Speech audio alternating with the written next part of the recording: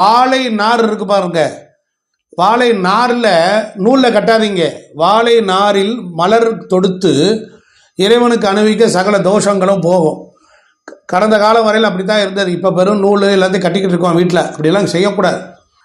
அதே மாதிரி மழை பெஞ்சுன்னு வச்சுக்கோங்களேன், வீட்டில் மழை நீரை ஒரு பாத்திரத்தில் பிடிங்க, பத்திரமா பாட்டிலில் வச்சுக்கோங்க. வச்சுக்கிட்டு இருள் படம் வச்சுக்கோங்க.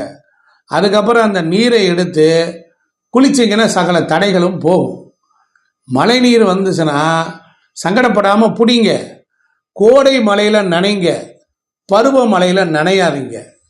கோடை மழையில் நனைஞ்சிங்கன்னா சித்தர்கள் மகான்கள் மழை நீரில் வருவாங்க. அவங்க உங்கள் தலையில் பட்ட மாத்திரத்தில் ஆசீர்வாதம் பண்ண மாதிரி இருக்கும்.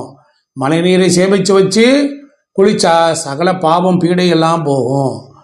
இப்போ வராகி அம்மன்கிட்ட எல்லாரும் கும்பிடுறாங்க. வராகி அம்மன்கிட்ட ஒரு பெரிய சக்தி இருக்குது.